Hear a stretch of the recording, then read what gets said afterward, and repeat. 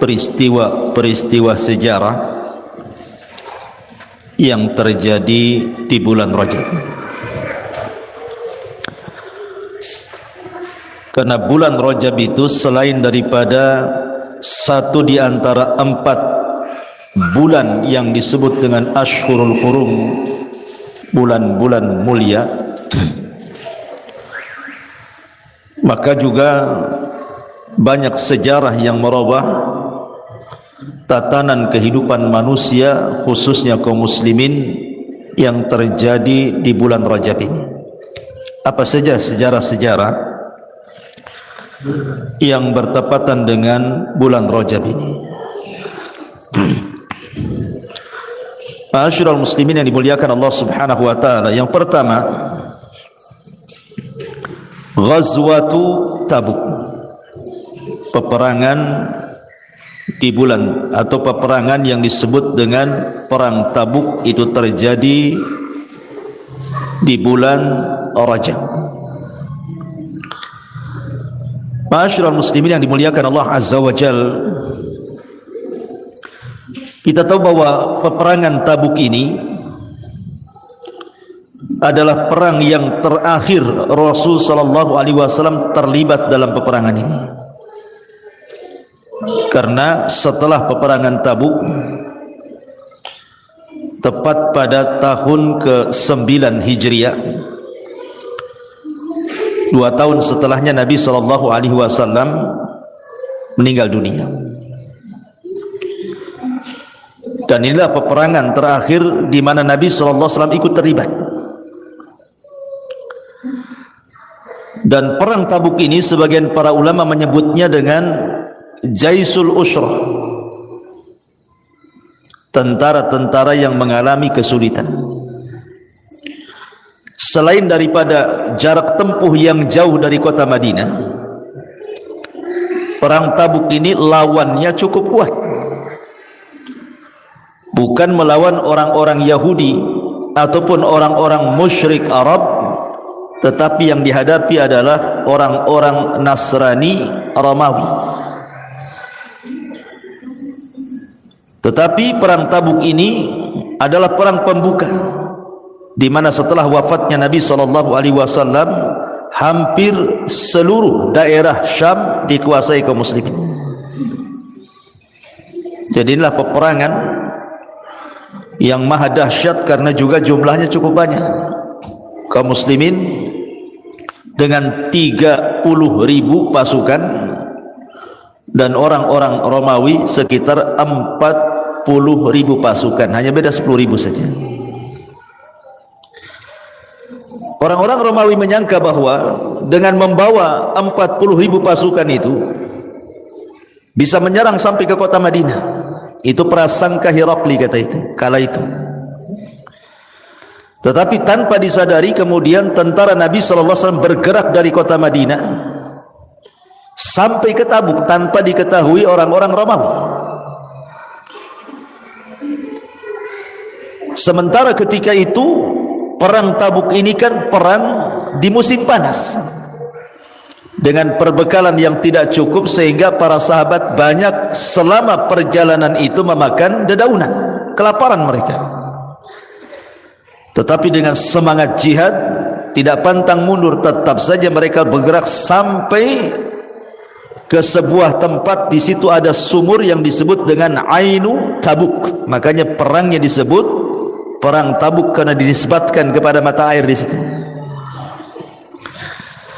Lah ketika orang-orang Romawi melihat pasukan kaum muslimin yang begitu banyak, gentar mereka, ketakutan. Akhirnya mereka belum lagi terjadi peperangan, sudah lari tunggang langgang pulang kembali ke Syam. Sehingga Nabi sallallahu alaihi wasallam bisa mencaplok beberapa daerah dari kekuasaan Romawi seperti Daumah, Al-Jandal dan begitu seterusnya di sekitarnya, dan mereka diharuskan membayar jizyah. Artinya ini peperangan besar. Coba anak-anak, yang dilakukan oleh Nabi sallallahu alaihi wasallam dan para sahabatnya pertama kali melawan orang-orang Romawi Nasrani. dan dimenangkan oleh kaum muslimin. Subhanallah. Lah perang Tabuk ini terjadi pada bulan Rajab. Ini yang pertama. Yang kedua, peristiwa yang kedua yang merubah sejarah juga adalah hijrah yang pertama yang dilakukan para sahabat Nabi SAW ke Habasyah, Ethiopia. Dan itu terjadi 8 tahun sebelum hijrah Nabi. Karena Nabi SAW hijrah itu pada tahun berapa? 13 setelah diangkatnya beliau menjadi Nabi dan Rasul. Artinya 13 tahun tinggal di Mekah. Tahun kelima para sahabat hijrah ke Ethiopia. Karena ketika itu Nabi SAW mempertimbangkan kondisi para sahabat yang mereka tidak sanggup menghadapi siksaan orang-orang kafir Quraisy. Sebagian mereka ada yang digiring ke padang pasir, diikat di batu, dicambuk seperti Bilal bin Rabah. Sebagian mereka ada yang dibunuh, seperti keluarga Ammar ibn Yasir. Ibunya Sumayyah dibantai, bapaknya Yasir dibunuh. Kemudian Ammar pun dipaksa untuk murtad. Sebagian mereka ada yang diletakkan besi-besi panas seperti Khabbab ibn Arat. Dan banyak lagi yang dialami para sahabat Nabi SAW sehingga kelemahan kaum muslimin mengharuskan mereka hijrah. Makanya Nabi SAW mengarahkan agar kaum muslimin hijrah pertama kali ke mana? Ke Ethiopia atau disebut dengan Habasyah. Karena alasannya di sana ada rajul lam yadlim ahada, karena ada pemimpin yang tidak pernah berbuat zalim, artinya pemimpin adil. Ma'asyiral muslimin yang dimuliakan Allah Subhanahu wa taala. Lah hijrah pertama ini memang tidak banyak. Hanya diikuti 10 sahabat dan 4 perempuan. Ini hijrah pertama, hanya 10 sahabat dan 4 perempuan. Di antaranya Utsman ibn Affan radhiyallahu an dan juga Ja'far dan yang lainnya. Tetapi juga hijrah ke Habasyah pertama pun tidak mulus juga. Karena rupanya orang-orang Quraisy ini tidak terima kalau mereka sampai pindah ke sebuah tempat takut berkembang. Makanya diutuslah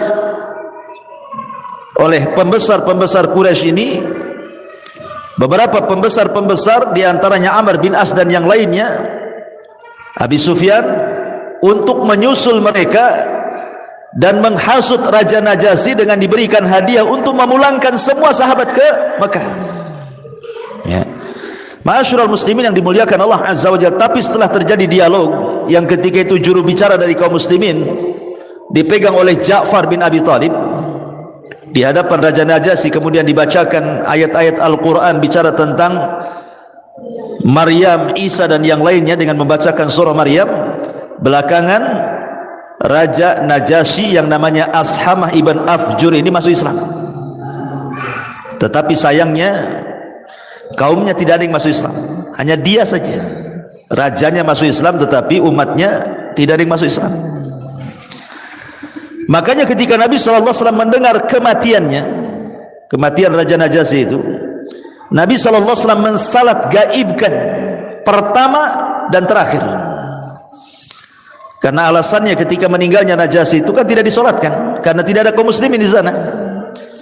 Maka kemudian Raja Najasyi pun menyolatkan, Rasulullah SAW menyolatkan Raja Najasyi di tanah lapang dengan salat gaib. Kata Syekh Albani rahimahullahu ta'ala ketika memberikan catatan tentang kisah salat gaibnya Rasul kepada Najasyi, bahwa syarat adanya salat gaib itu kalau jenazah belum disolatkan. Walaupun ada yang berpendapat boleh salat gaib walaupun sudah disolatkan. Ma'asyiral muslimin yang dimuliakan Allah Azza wa Jalla. Lah inilah juga hijrah pertama ke Habasyah, ke negeri Ethiopia, terjadi di bulan Rajab. Ini peristiwa yang kedua. Kemudian peristiwa yang ketiga adalah pengalihan kiblat. Pengalihan kiblat sebelum terjadi perang Badar. Ketika itu Nabi SAW sangat berhajat kiblat itu diarahkan ke Ka'bah, karena ketika itu kiblatnya kan masih ke Baitul Maqdis. Rasul setiap malam memandang ke langit seolah-olah mengharap Allah mengganti kiblat, karena orang-orang Yahudi Madinah itu berkiblat ke Baitul Maqdis. Ya, Rasul tidak mau sama kiblatnya. Akhirnya Allah Subhanahu wa taala kemudian turunkan ayat, qad nara taqalluba wajhika fis sama falanuwalliyannaka qiblatan tardaha fawalli wajhaka syatral masjidil haram. Maka Allah Subhanahu wa taala dengan menurunkan surah Al-Baqarah ini tentang pengalihan kiblat, maka ketika itulah di malam itu turun ayat tentang pengalihan kiblat. Masalahnya jarak kota Madinah dengan Kuba itu jauh.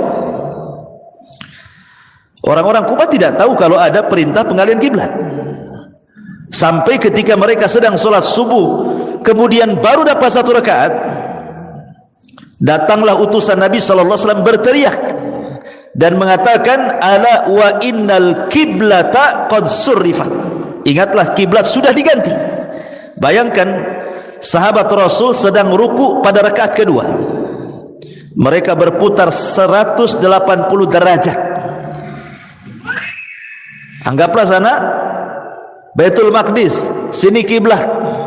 Kita sedang hadap sana, posisi sedang ruku pada rakaat kedua, langsung berputar, bayangkan, dalam posisi ruku itu.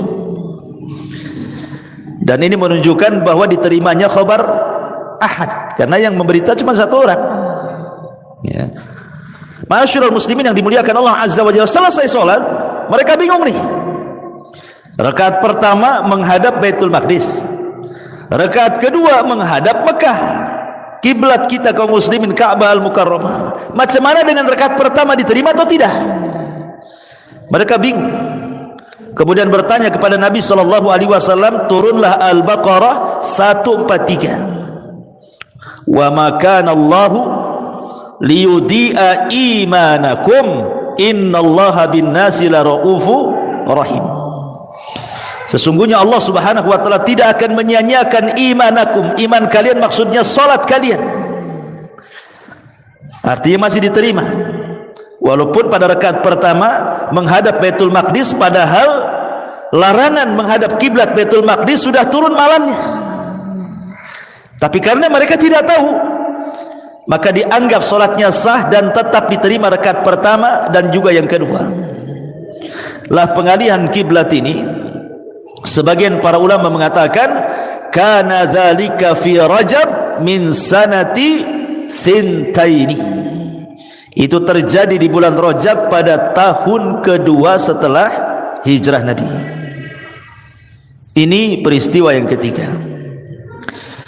Peristiwa yang keempat yang merubah sejarah adalah Fathu Damaskus, atau memerdekakan negara Damaskus di zaman Umar Al-Faruq radhiyallahu anhu. Ketika tentara dipimpin oleh Abu Ubaidah ibnul Jarrah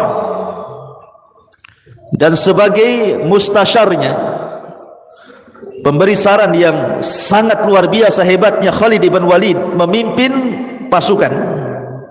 Ketika itu baru saja mencaplok negeri Urdun. Kemudian mereka bingung, ada 2 pilihan, ada 2 tempat yang harus diserang. Yang pertama Baitul Maqdis, yang kedua Damaskus. Mereka bingung, ini sama-sama tempat yang strategis masalahnya. Akhirnya kemudian Umar bin Khattab radhiyallahu an menyarankan agar mereka berangkat ke Damaskus, sebab kalau bisa mengalahkan Damaskus, maka Baitul Maqdis akan mudah dikalahkan. Maka berangkatlah pasukan dibagi 2. Satu dipimpin oleh Khalid ibn Walid dan satu dipimpin oleh Abu Ubaidah ibnul Jarrah. Coba anak-anak tuh ya buyar nih ya. Jadi ketika kemudian mereka berangkat, kemudian sampai di mana? Di Damaskus, tepat di Jumadil Akhir. Tepat di Jumadil Akhir mereka sudah sampai itu. Dan mereka sudah mulai melakukan pengepungan, karena ketika itu bagaimanapun orang-orang Nasrani terbiasa mereka membentengi negara mereka dengan benteng tinggi-tinggi, sulit untuk ditembus masalahnya. Kemudian mereka membuat parit-parit besar. Maka ini kesulitan tersendiri bagi kaum muslimin untuk menyerang Damaskus tuh. Sampai akhirnya kemudian ketika betul-betul kemudian mereka bisa masuk dari dua pintu, sebelah pintu barat dan timur, di mana Khalid bin Walid mengambil sebelah pintu timur dan Abu Ubaidah mengambil sebelah pintu barat. Rupanya terjadi perang hebat antara pasukan Damaskus dengan pasukan Khalid bin Walid. Tetapi dari sebelah barat tidak terjadi peperangan, karena Abu Ubaidah pandai melobi sehingga terjadi islah. Ya. Lah tepat kemudian di bulan Rajab, maka Damaskus jatuh ke tangan kaum muslimin, pegang oleh Abu Ubaidah ibn al-Jarrah dan Khalid ibn Walid radhiyallahu anhu. Lah pembebasan kota Damaskus itu terjadi di bulan Rajab. Ya. Ini peristiwa yang keempat. Peristiwa yang kelima ini yang kemudian menjadi polemik, tentang Isra dan Mi'raj. Karena yang masyhur di masyarakat dan banyak juga di kitab-kitab tarikh, bahwa peristiwa Isra Mi'raj itu terjadi pada tanggal 27 bulan Rajab. Ini yang masyhur di masyarakat. Bahkan di kitab-kitab tarikh sendiri memang disebut seperti itu, 27 Rajab. Soal tahunnya menjadi polemik. Apakah 1 tahun sebelum hijrah, ataukah kemudian 5 tahun sebelum hijrah, ataukah 1 bulan sebelum hijrah? Wallahu a'lam. Dari sini, dari segi tahun menjadi polemik, sehingga kita tidak bisa menjazamkan, menentukan bahwa Isra Mi'raj itu terjadi 1 tahun sebelum hijrah, ataukah 5 tahun sebelum hijrah, atau 1 bulan sebelum hijrah. Walaupun ada hadis yang dhaif, yang lemah dari Musa ibn Uqbah dari Zuhri, bahwa Isra Mi'raj itu 1 tahun sebelum hijrah, tapi hadisnya lemah. Hadisnya lemah. Ini yang kalaupun seandainya mau dipilih, maka mungkin ini yang paling dekat, 1 tahun sebelum hijrah. Masalahnya tentang bulan. Apakah Isra Mi'raj itu terjadi di bulan Rajab tanggal 27 atau kapan? Ma'asyiral muslimin yang dimuliakan Allah Subhanahu wa taala, tidak ada satupun hadis yang sahih, ya, ataupun athar dari kurun mufaddalah, sahabat, tabi'in, tabi'ut tabi'in, yang menjelaskan tentang bulannya. Apakah dia bulan Rajab atau di luar Rajab? Sehingga kemudian sulit sekali kita ini menentukan kapan terjadi Isra Mi'raj itu, baik secara tahun ataupun secara bulan, apalagi secara hari. Tetapi yang masyhur di masyarakat, dan juga ada sebagian kitab-kitab sejarah itu mencantumkan bahwa Isra Mi'raj itu terjadi pada tanggal 27 bulan Rajab tahun, atau sebelum 1 tahun sebelum hijrahnya Nabi SAW. Itu yang masyhur. Tapi secara dalil tidak ada. Tidak bisa menjazamkan gitu ya masalahnya. Dan kebanyakan ini yang diambil oleh umumnya masyarakat kita kan. Kalau sudah di akhir-akhir bulan Rajab, ramailah orang yang memperingatkan peristiwa Isra dan Mi'raj ini. Ma'asyiral muslimin yang dimuliakan Allah Subhanahu wa taala. Taib. Kemudian peristiwa yang lain adalah tentang Sariyah yang diutus Nabi sallallahu alaihi wasallam. Ingat ketika saya menjelaskan 8 peperangan sebelum perang Badar. Salah satunya adalah delegasi yang diutus untuk mengintai keberadaan orang-orang Quraisy yang disebut dengan Sariyah Abdullah bin Jahas. Yang diutus 8 orang itu. Lah ketepatan di bulan Rajab membunuh, kemudian mengambil ghanimahnya. Sehingga kemudian terjadi polemik, dan ini menjadi kemudian berita hangat di masa itu. Lihat, Muhammad telah merobek bulan hurum katanya, karena Sariyah yang diutus Abdullah bin Jahaz ini menghadang kafilah tepat di akhir bulan Rajab, dan ada yang dibunuh satu orang. Kemudian diambil ghanimahnya, dibawa balik ke Madinah. Sehingga kemudian banyak para sahabat yang menyalahkan kejadian ini. Akhirnya kemudian ya pusinglah Abdullah bin Jahaz ini dan juga pasukannya, sampai akhirnya kemudian turun ayat yang membenarkan apa? Membenarkan apa yang dilakukan oleh Abdullah bin Jahaz. Yas'alunaka 'anil syahril haram qitalun fihi qul qitalun fihi kabir wa saddun an sabilillahi wa kufrun bihi wal masjidil haram wa ikhraju ahlihi minhu akbaru indallah. Akhirnya Allah turunkan ayat ini, karena ketika itu kan orang-orang musyrik memprovokasi. Lihat Muhammad dan sahabatnya itu telah merobek bulan hurum katanya, karena bulan Rajab bagi orang-orang musyrik jahiliyah itu teramat sangat agung. Makanya di bulan Rajab itu kalau seandainya ada yang bapaknya dibunuh, anaknya dibunuh, nggak akan balas dendam, karena takut dengan bulan Rajab. Sehingga mereka kalau datang bulan Rajab itu, ujung-ujung panah dan tombak itu dilepas, menunjukkan tidak boleh ada peperangan. Sebagaimana hadis Abu Raja Al-Utaridi radhiyallahu anhu. Kata Abu Raja Al-Utaridi radhiyallahu anhu mengatakan, kunna fil jahiliyah, dulu kami di masa jahiliyah, na'budul hajar katanya, kami ini menyembah batu. Ya. Kemudian dia mengatakan, fa idza wajadnal hajara huwa khairum minhu alqainahu wa na'khudul akhar. Dia mengatakan, kalau seandainya kami dapat batu lagi yang jauh lebih baik daripada batu yang pertama disembah, maka batu yang lama dicampakkan, batu yang baru disembah. Akalnya di mana coba orang musyrik? Jadi nampak ada batu lagi, yang lama dibuang, yang baru disembah. Dapat lagi batu yang baru disembah, yang lama dibuang.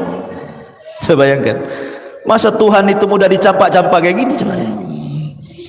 Tak cocok dengan Tuhan, campak lagi kan gitu. Yang lebih mengherankan lagi, kata Abu Raja Al-Utaridi radhiyallahu anhu mengatakan apa? Fa illam najid hajaran, kalau kami tidak mendapatkan batu, enggak ada batu mau disembah nih, apa yang terjadi? Jama'na uswatan minat turab. Dia mengatakan, kami gundukkan tanah. Enggak ada batu, jadi tanah yang digunduk-gundukkan itu ya. Setelah jadi gundukan tanah, kata beliau apa? Ji'na bisyati fahalabna, kami datangkan kambing, kemudian kami perah dan kami ambil berkahnya. Watuf Nabi, kami tawaf di situ. Coba bayangkan, gundukan pasir itu dibuat tawaf sama orang musyrik. Kemudian dia mengatakan, kalau sampai bulan Rajab, kulna, kami katakan munassilu al-asinnah. Apa munassilu al-asinnah itu? Lanjut hadisnya, lam nadas sahman fihi hadidatun wala rumhan fihi hadidatun illa alqainahu wa nazza'nahu fi syahri Rajab. Tidak ada satupun tombak, tidak ada satupun panah, kecuali ujung besinya kami lepas, kemudian kami campakkan untuk menghormati bulan Rajab. Makanya dalam Sariyah Abdullah bin Jahaz ini, ketika kemudian dia mengambil ghanimah dan membunuh, wah, ini kesempatan orang-orang musyrik memprovokasi kabilah-kabilah Arab untuk memusuhi Nabi yang tadinya loyal, akhirnya musuh kan gitu. Masa kemudian bulan Rajab dirobek seperti ini ya. Tapi kemudian Allah turunkan ayat. Sekarang apa yang dilakukan Abdullah bin Jahaz ini dengan mencegat kafilah dagangnya orang-orang Quraisy, kemudian terbunuh satu orang dan diambil ghanimahnya, lebih berat mana dosanya dibandingkan para sahabat yang dibunuh, dibandingkan para sahabat yang diusir dari Mekah ke Madinah, dibandingkan mereka yang menyebarkan kekufuran, dibandingkan mereka yang menyiksa para sahabat? Lebih berat mana? Nah, seolah-olah seperti itu. Makanya Allah turunkan ayat, yas'alunaka 'anil syahril haram. Mereka bertanya-tanya tentang bulan-bulan haram. Katakan, ya Muhammad, Ya, yas'alunaka 'anis syahril haram qitalun fihi qul qitalun fihi kabir. Ya, memang berperang di bulan haram itu termasuk Rajab itu dosa besar. Allah tidak menafikan itu. Tetapi wasaddun an sabilillah. Orang-orang musyrik yang sudah menghalang-halangi orang untuk masuk Islam. Wa kufrum bihi, memaksa orang untuk kufur kembali. Wal masjidil haram, tidak boleh orang masuk ke Masjidil Haram ketika umrah pertama, mereka dihalang-halangi. Wa ikhraju ahlihi, diusir orang-orang Mekah sampai ke Madinah, sampai ke Habasyah. Akbar indallah, itu lebih besar dibandingkan apa yang dilakukan Abdullah bin Jahaz itu. Turun ayat ini pembelaan. Syariah yang diutus Rasul, yang dipimpin oleh Abdullah bin Jahaz ini terjadi di bulan Rajab. Kenapa? Karena jelas kan pembunuhannya kan terjadi di bulan Rajab. Makanya orang-orang Arab bangkit ketika itu. Nah, ini juga syariah Abdullah bin Jahaz itu terjadi di bulan Rajab. Kemudian juga Wafdul Ansar. Wafdul Ansar artinya utusan orang-orang Ansar yang pertama kali beriman sebelum terjadi pembaiatan Aqabah yang pertama. Itu juga terjadi di bulan Rajab. Baik. Adapun peristiwa-peristiwa yang lain dari kematian orang-orang besar di bulan Rajab, seperti umpamanya meninggalnya Khalifah Ar-Rashid Umar ibn Abdul Aziz. Umar bin Abdul Aziz itu meninggal di bulan Rajab. Umar bin Abdul Aziz ini, ikhwatu fiddin, muliakan Allah subhanahu wa ta'ala, adalah Umar kedua, karena memang dia juga turunan Umar bin Khattab. Ya. Jadi Umar bin Abdul Aziz ini tidak lama berkuasa, memang hanya 2 tahun beberapa bulan saja, tetapi bisa merubah kaum muslimin menjadi negeri yang damai, tidak ada orang miskin di zamannya, sampai orang bersedekah sulit, padahal 2 tahun lebih saja. Sehingga kemudian menjadi polemik kematiannya. Umar bin Abdul Aziz ini kan menjadi polemik kematiannya. Kenapa kematiannya? Ada yang mengatakan bahwa kematian Umar bin Abdul Aziz itu sebagaimana yang diceritakan oleh istrinya Fatimah bintu Abdul Malik, yang disebutkan oleh Imam Ibnu Sa'ad dalam Tabaqat dari Ibnu Lahiyah, bahwa sababu maradihi wa mautihi huwa al-khawfu minallah wal ihtimamu bi amrin nas. Karena rasa takutnya kepada Allah yang bersangatan, kemudian banyak memikirkan urusan manusia, akhirnya jatuh sakit kemudian meninggal. Ini satu pendapat. Pendapat yang kedua tidak. Karena Umar bin Abdul Aziz ini kan memberantas para koruptor di zamannya, memenjarakan orang-orang jahat, betul-betul ditegakkan hukum keadilan sehingga dimusuhi. Akhirnya kemudian dia punya budak, punya pembantu, kemudian didekati oleh musuh-musuhnya. Saya akan merdekakan kamu dan saya akan berikan engkau dengan ribuan dinar, cukup meletakkan racun di minuman Umar bin Abdul Aziz. Pembantunya tidak mau, dia tahu, tetap diberikan hadiah apapun sampai dimerdekakan pun dia tidak mau. Sampai akhirnya pembantunya ini, budaknya Umar bin Abdul Aziz, akhirnya diancam kalau tidak mau dibunuh. Ketika antara takut dan senang ingin merdeka, takut juga gitu kan, terpaksalah dia meletakkan racun di minuman Umar bin Abdul Aziz, kemudian terminum. Sebab itulah dia sakit parah dan sebab itulah kematiannya. Bahkan sebelum matinya dia tahu siapa yang meracun sebenarnya, budaknya. Makanya dipanggil, budaknya itu dipanggil, ya. Kemudian ditanya, karena orang-orang ketika itu mengira bahwa Umar bin Abdul Aziz itu masyhur disihir. Dia tidak disihir, dia diracun. Maka ketika kemudian dipanggil gulamnya, pembantunya ini, ditanya, waihaka ma hamalaka ala an taskini sub, apa yang membawamu kau meletakkan racun di minumanku? Maka dia mengatakan, 1000 dinarin, 1000 dinar, dan aku dijanjikan akan dimerdekakan. Maka Umar bin Abdul Aziz mengatakan, hat al-af, kemarikan yang 1000 dinar itu.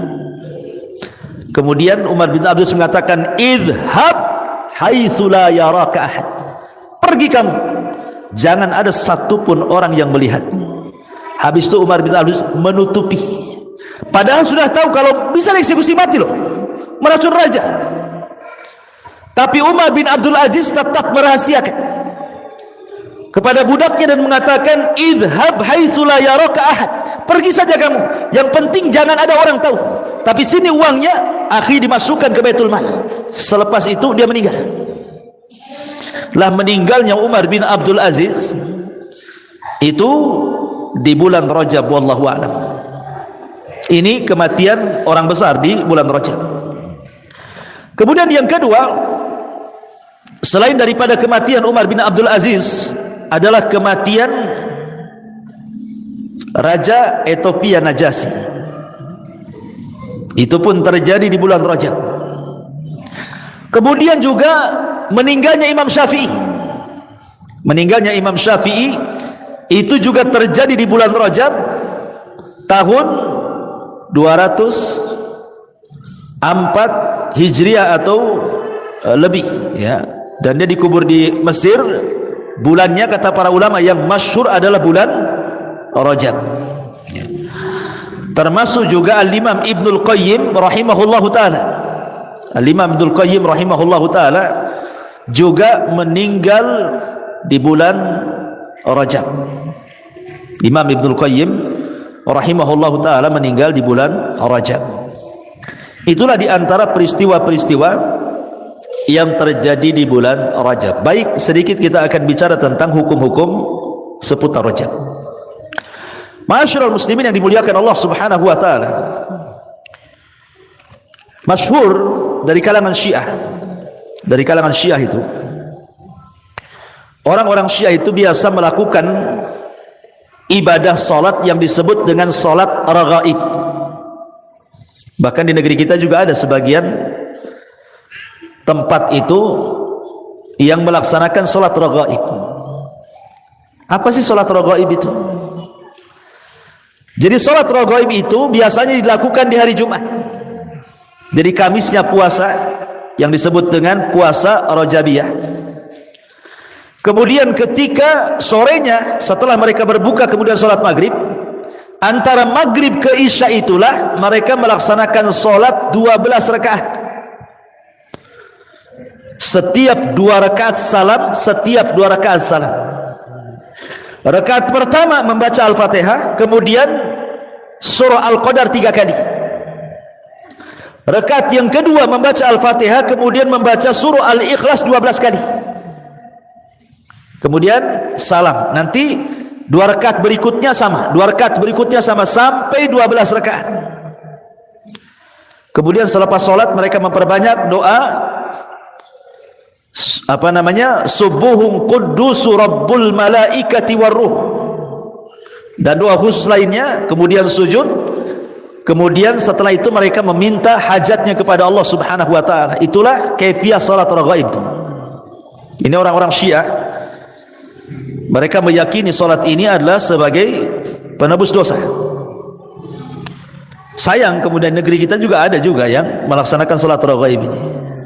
Kata Ibnu Taimiyah rahimahullahu ta'ala, Al-Hafidh Ibnu Hajar, Al-Imam Ibnu Abdul Bar, dan para ulama yang lain seperti Imam Nawawi menyatakan bid'atun munkaratun. Disebut bid'ah yang mungkar. Tidak ada salat raghaib.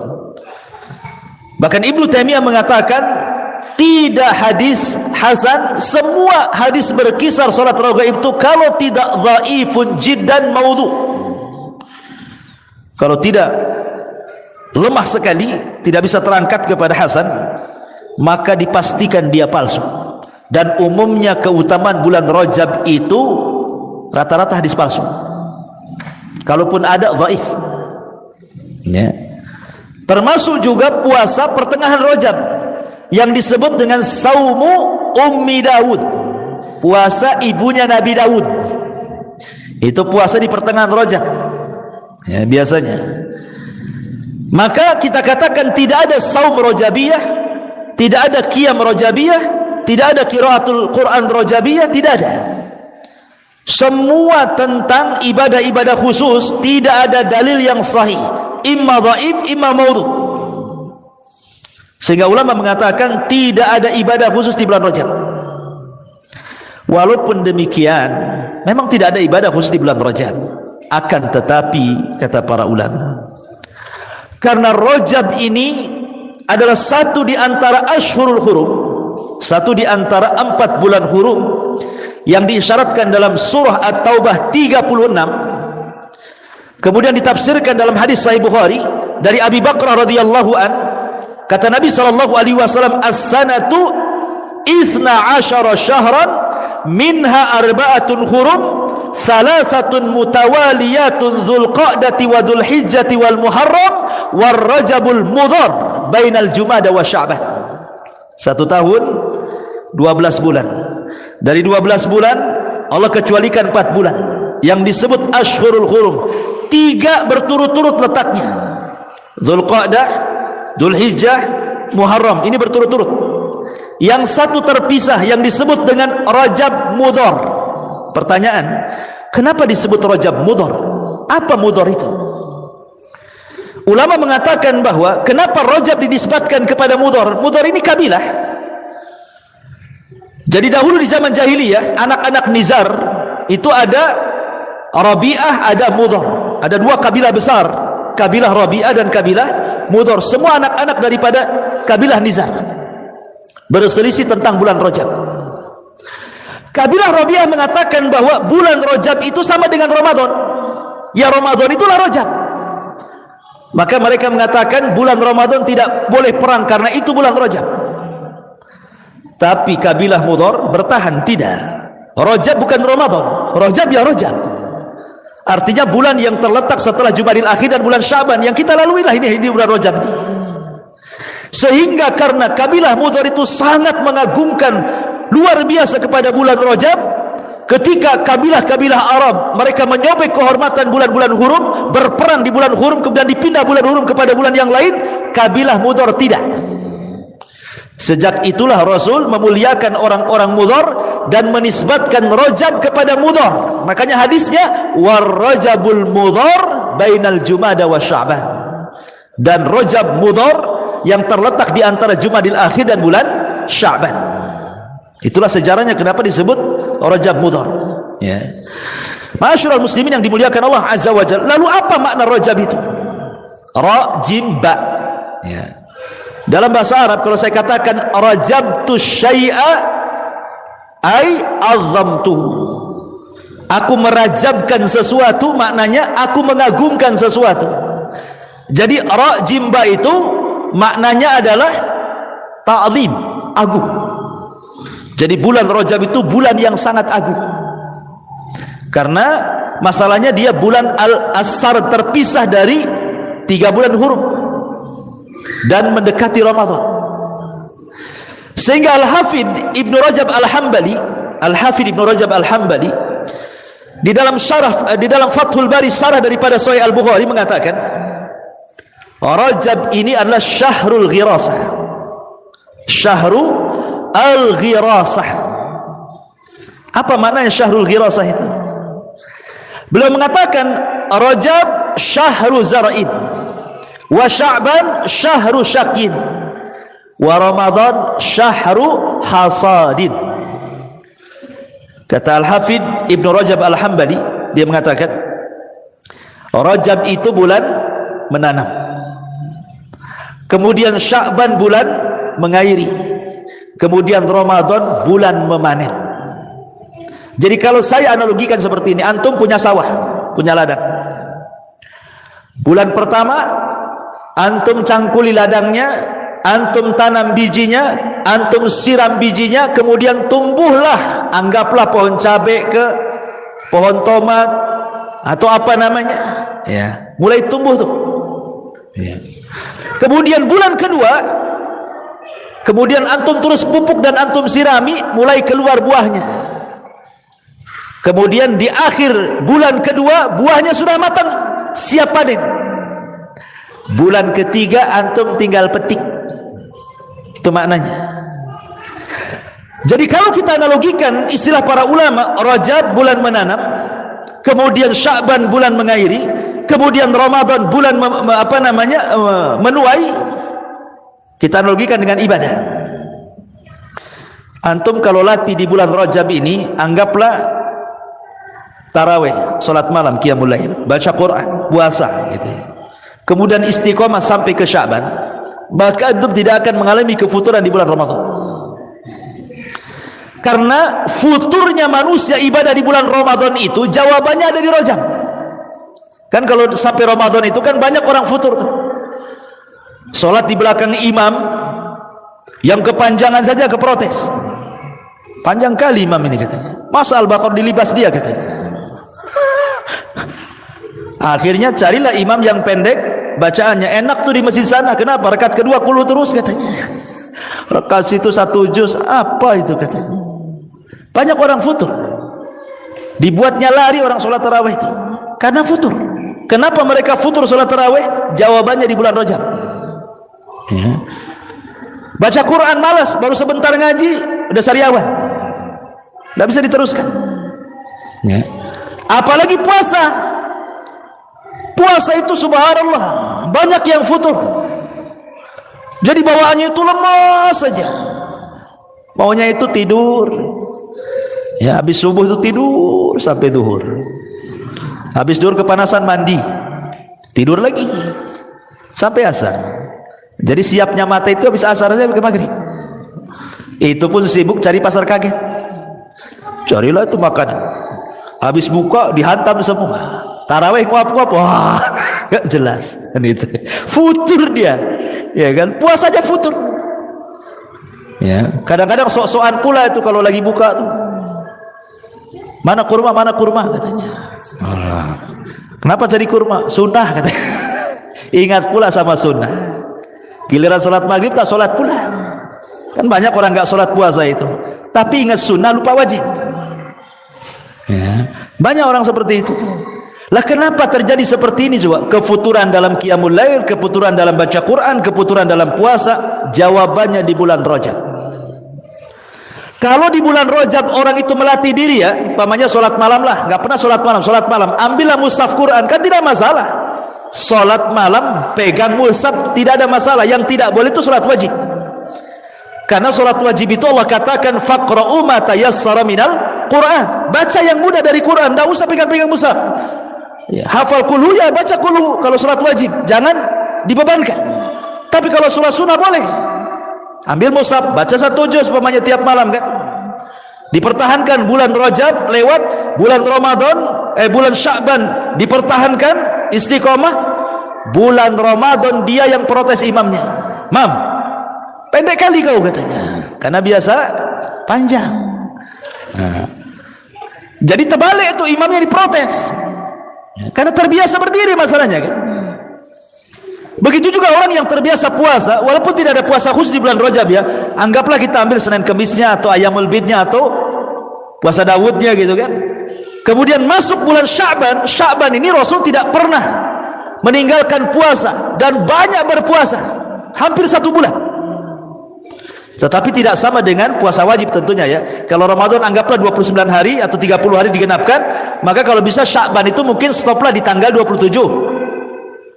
Bagi yang membolehkan puasa dari tanggal 1 Sya'ban sampai tanggal 27 atau 28, jangan disamakan dengan puasa wajib.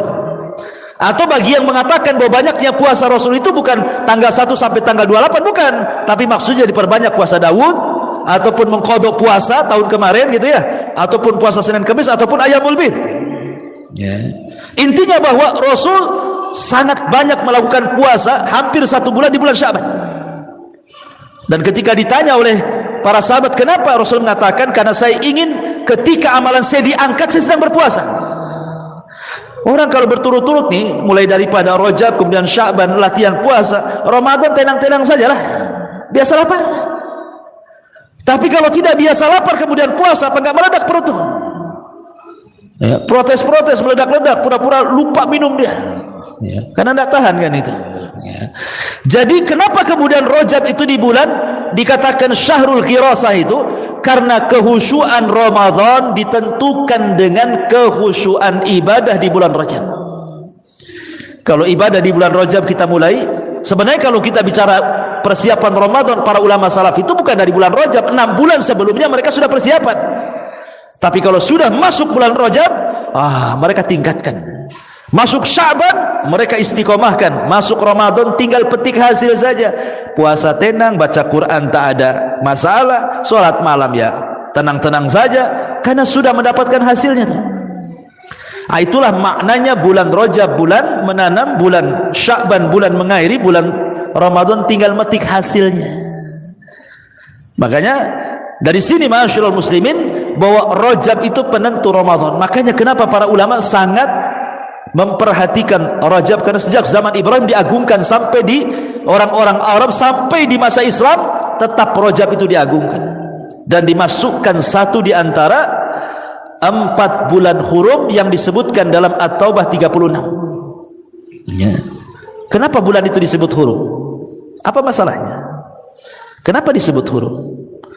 Ulama mengatakan bulan disebut hurum itu karena 2 sebab. Kenapa bulan itu disebut Ashhur al-Hurum? Itu karena 2 sebab. Sebab pertama, hurmatul qital, karena diharamkan perang, tidak boleh. Sebagaimana tadi hadis Abu Raja al-Utaridi radhiyallahu yang saya sudah jelaskan. Kalau sampai bulan Rajab dicabut tuh ujung-ujung panah dan tombak itu, tidak boleh perang. Ya. Yang kedua, li hurmatiz zulmi fihinna, karena besarnya kezaliman yang dilakukan orang di bulan Rajab, dan itu berdasarkan nas Quran surah At-Taubah 36, fala tadlimu fihinna anfusakum, janganlah kalian menzalimi diri-diri kalian di 4 bulan hurum tersebut. Kata Qatadah ketika memberikan catatan kepada ayat ini, dia mengatakan apa? Az-zulmu fi ashhuril hurumi a'zamu wizran wa khati'atan. Melakukan kezaliman di 4 bulan hurum termasuk Rajab lebih besar dosanya dibandingkan dilakukan di luar bulan hurum, walaupun di mana-mana bulan pun kezaliman itu tetap berdosa. Tetapi kalau dilakukan di bulan Rajab, Dzulqa'dah, Dzulhijjah dan Muharram, maka dosanya ditingkatkan. Tapi keadilan Allah, sebagaimana orang yang melakukan dosa juga dilipat gandakan dosanya, sebagaimana itu pula orang yang melakukan amal soleh dilipat gandakan pahalanya. Sama, antum sedekah di bulan Rajab lebih besar pahalanya dibandingkan sedekah di bulan Safar, walaupun sama-sama nominalnya. Antum baca Quran di bulan Rajab lebih besar pahalanya dibandingkan antum melakukan di bulan Rabiul Awal, walaupun sama-sama ayatnya, sama-sama suratnya. Antum sholat malam, sholat duha, sholat witir, sholat apa saja, puasa apa saja, ya, zikir apa saja, silaturahim, birrul walidain, sebutkan ibadahnya, maka itu akan dilipat gandakan pahalanya, sebagaimana dosa juga akan dilipat gandakan dosanya. Itulah sebabnya kenapa Ashhurul Hurum disebut bulan hurum, karena 2 sebab. 1, tidak boleh perang. Yang kedua, karena kemaksiatan dilipat gandakan dosanya. Sebab itulah maka bulan itu disebut Ashhur al-Hurum, terutama juga bulan Rajab. Kita tahu bulan Rajab ini adalah bulan satu di antara Ashhurul Hurum, bulan-bulan yang dianggap suci.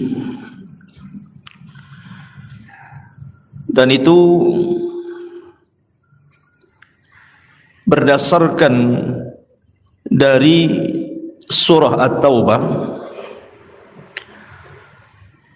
di mana Allah Subhanahu wa taala mengatakan, inna iddatasy syuhuri indallahi 12 syahran fi kitabillah yauma khalaqas samawati wal ard minha arba'atun hurum dzalika ad-dinul qayyim fala tadlimu fihinna anfusakum. Allah Subhanahu wa taala mengatakan dalam surah At-Taubah ayat ke-36, Sesungguhnya bilangan bulan di sisi Allah Subhanahu wa taala jumlahnya 12 bulan.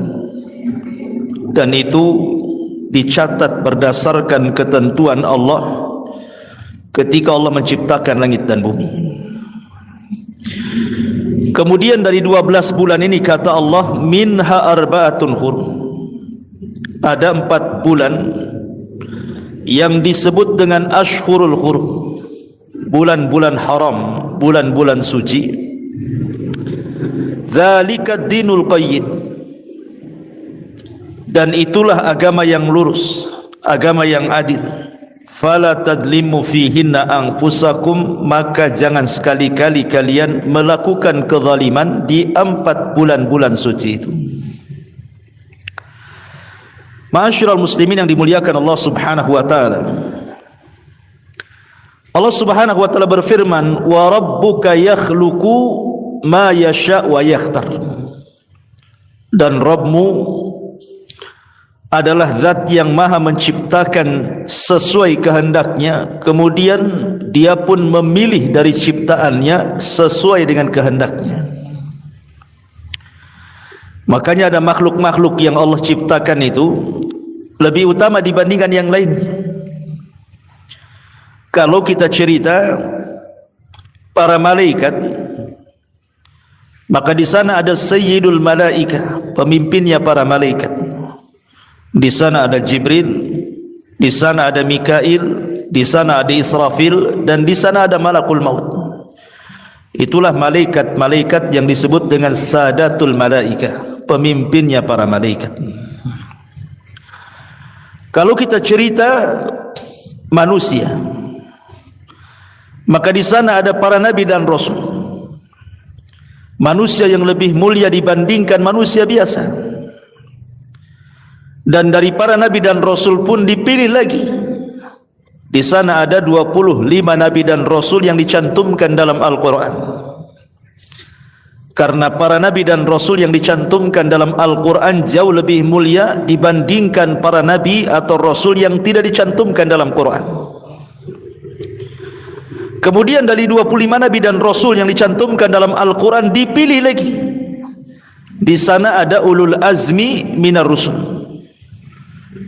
Dan itu ada 5, dimulai daripada Nuh, kemudian Ibrahim, kemudian Nabi Musa, kemudian Nabi Isa, kemudian Sayyidul Anbiya'i wal Mursalin Muhammadin sallallahu alaihi wasallam.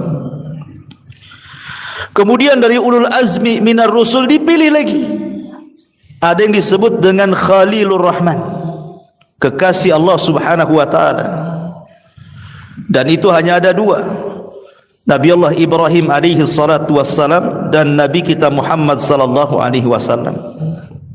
Dan dari 2 nabi yang disebut Khalilur Rahman hanya ada 1 yang disebut dengan pemimpin para nabi dan rasul. Dialah Nabi kita Muhammad sallallahu alaihi wasallam, Sayyidul Anbiya'i wal Mursalin, Sayyidul Awwalin wal Akhirin. Kalau kita cerita hari, maka tidak ada yang lebih mulia melebihi hari Jumat. Karena Jumat itu Sayyidu Ayyam, pemimpinnya hari-hari. Kalau kita cerita malam, maka di sana ada Lailatul Qadar, malam yang 1 malam anda mendapatkannya sama dengan 1000 bulan beribadah. Kalau kita cerita bulan, maka di sana ada Ashhurul Hurum, bulan-bulan yang disebut dengan bulan-bulan mulia. Dimulai dari Dzulqa'dah, kemudian Dzulhijjah, kemudian Muharram, dan bulan Rajab yang kita akan jelaskan di malam ini.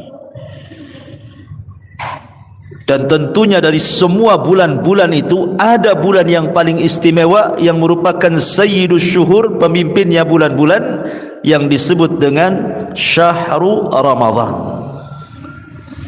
Begitulah Allah Subhanahu wa taala yakhluqu ma yasha wa yakhtar, menciptakan sesuai kehendaknya, kemudian Allah pilih dari ciptaannya. Lah bulan Rajab ini adalah bulan salah satu daripada Ashhurul Hurum. Ma'asyiral muslimin yang dimuliakan Allah Azza wa Jalla, dalam hadis yang sahih Nabi SAW bersabda, hadis ini dikeluarkan oleh Imam Al-Bukhari pada nomor urutan hadis 2958 dalam Sahih Bukhari. Nabi SAW mengatakan, as-sanatu 12 syahran. Satu tahun itu jumlahnya 12 bulan. Minha arba'atun hurum. Dari 12 bulan itu Allah kecualikan yang disebut dengan bulan-bulan suci, bulan-bulan hurum. Kemudian Rasul mengatakan thalathatun mutawaliyah. 3 bulan yang disebut dengan bulan-bulan suci itu letaknya berturut-turut. Dzulqa'dah, Dzulhijjah, Muharram. Ini berturut-turut dalam kalender Hijriah. Habis bulan Dzulqa'dah, Dzulhijjah. Habis bulan Dzulhijjah, Muharram. Kemudian Rasul mengatakan ada yang satu terpisah yang disebut dengan Rajabul Mudhar, bainal Jumada wa Sya'ban, yang terjepit di antara bulan Jumadil Akhir dan bulan Sya'ban. Jadi bulan Rajab ini terpisah karena dia terjepit di antara bulan Jumadil Akhir dan bulan Sya'ban. Di sini ada kata-kata Nabi SAW, Rajabul Mudhar. Ada kalimat mudhar. Kenapa Rajab disebut mudhar? Ma'asyiral muslimin yang dimuliakan Allah Azza wa Jalla, mudhar itu artinya kabilah. Di zaman dulu, di zaman Rasul atau di zaman jahiliyah, ada anak-anak dari kabilah Nizar itu, di antaranya kabilah Rabi'ah dan kabilah Mudhar, berselisih pendapat soal bulan Rajab. Apakah Rajab itu Rajab yang kita kenal hari ini, setelah Jumadil Akhir, kemudian Rajab, kemudian Sya'ban, kemudian Ramadan, ataukah Rajab itu adalah Ramadan itu sendiri? Kabilah Rabi'ah dan kabilah-kabilah yang lainnya menganggap bahwa Rajab itu bulan Ramadan. Makanya mereka mengharamkan tidak boleh perang di bulan Ramadan. Tetapi Mudhar, mereka mengatakan Rajab ya Rajab yang kita kenal hari ini, yang jatuh setelah Jumadil Akhir, kemudian Rajab, kemudian Sya'ban, kemudian Ramadan. Dan mereka sangat mengagungkan bulan Rajab. Makanya karena kabilah Mudhar itu sangat mengagungkan bulan Rajab, sampai-sampai Rasul menasabkan Rajab itu ke kabilah Mudhar. Makanya Rasul mengatakan war Rajabul Mudhar bainal Jumada wa Sya'ban. Dan Rajab Mudhar antara Jumadil Akhir dan bulan Sya'ban. Kenapa demikian? Ma'asyiral muslimin yang dimuliakan Allah Azza wa Jalla, karena dahulu orang-orang Arab jahiliyah itu, mereka kan suka perang sesama kabilah.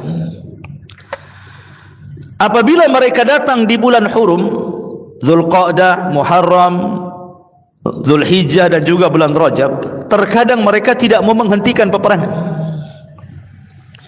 Sehingga sebagian mereka itu terkadang menukar bulan-bulan hurum kepada bulan-bulan yang lainnya. Dan itu pelanggaran dalam Islam, ditetapkan dalam Islam sebagai pelanggaran. Makanya kemudian turun surah At-Taubah 37-nya, Allah mengatakan innaman nasi'u ziyadatun fil kufri yudhallu bihi alladhina kafaru yuhillunahu aman wa yuharrimunahu aman liyuwati'u iddata ma haramallah fayuhillu ma harramallah. Kemudian Allah mengatakan zuyyina lahum su'u a'malihim wallahu la yahdil qaumal kafirin. Sesungguhnya pengunduran bulan hurum itu hanya menambah kekafiran mereka saja. Orang-orang kafir disesatkan dengan pengunduran itu. Mereka menghalalkannya sesuatu tahun dan mengharamkannya pada tahun yang lainnya, agar mereka dapat menyesuaikan dengan bilangan yang diharamkan Allah, sekaligus mereka menghalalkan apa yang diharamkan Allah. Setan dijadikan terasa indah bagi mereka. perbuatan-perbuatan buruk mereka, dan Allah tidak memberi petunjuk kepada orang-orang kafir. Jadi kabilah-kabilah jahiliyah itu biasa mereka menukar-nukar bulan supaya mereka bisa perang. Karena bulan hurum itu dalam tradisi jahiliyah tidak boleh perang. Bahkan juga dalam tradisi Islam juga sama. Bahkan sejak zaman Nabi Ibrahim dan juga umatnya sangat menghargai bulan-bulan hurum. Tetapi dilanggar orang-orang jahiliyah ini, kecuali kabilah Mudhar. Mereka enggak mau. Lah karena kabilah Mudhar ini sangat menghargai dan memuliakan bulan Rajab, makanya wajar kalau Nabi SAW sampai-sampai mengatakan war-Rajabul Mudhar bainal Jumada wa Sya'ban. Rajab Mudhar antara Jumadil Akhir dan bulan Sya'ban. Dinasabkan bulan Rajab itu ke kabilah Mudhar karena sangat mengagungkan kabilah Mudhar kepada bulan Rajab ini. Dia tidak mau mengundur-undurkan bulan hanya untuk berperang. Ma'asyiral muslimin yang dimuliakan Allah Subhanahu wa taala. Baik, kita mulai pembahasan ini dari Asyhurul Hurum dulu. Bicara tentang Asyhurul Hurum, kenapa ada bulan-bulan yang disebut dengan bulan hurum? Salah satunya bulan Rajab. Pertama, kata para ulama, dinamakan bulan hurum itu ada dua alasan yang disebutkan para ulama. Pertama, karena hurmatul qital, diharamkan perang.